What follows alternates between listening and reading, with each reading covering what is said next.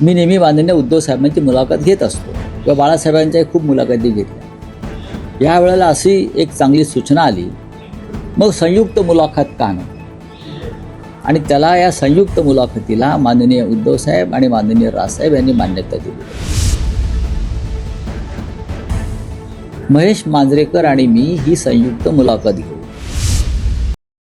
संयुक्त वचननामा, संयुक्त बैठका, संयुक्त प्रेझेंटेशन, संयुक्त सभा, हे सगळं संयुक्त असल्यामुळे मी नेहमी माननीय उद्धव साहेबांची मुलाखत घेत असतो किंवा बाळासाहेबांच्याही खूप मुलाखती घेतल्या. यावेळेला अशी एक चांगली सूचना आली, मग संयुक्त मुलाखत का नको? आणि त्याला या संयुक्त मुलाखतीला माननीय उद्धव साहेब आणि माननीय राजसाहेब यांनी मान्यता दिली. मुलाखत घ्यायला आता जर दोन नेते मुलाखत संयुक्त देत आहेत तर मग मुलाखतकार पण संयुक्त पाहिजेत. त्याच्यामुळे मुलाखतीला यावेळेला माझ्याबरोबर महेश मांजरेकर आहेत.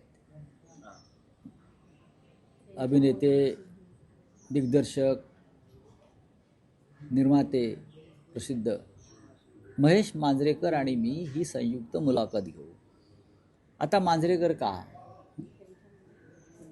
त्यांनी सुरुवात केली एका मुलाखतीतून, एक प्रश्न विचारला आणि त्यातून राजसाहेबांनी जे उत्तर दिलं त्यातून ही संपूर्ण संयुक्त ही प्रक्रिया सुरू झाली. एकत्र येणं, चर्चा करणं. त्याच्यामुळे आम्हाला असं वाटलं की मांजरेकर सुद्धा मुलाखतीला असावे, म्हणजे मुलाखत अधिक रंगतदार, रंजकदार होईल.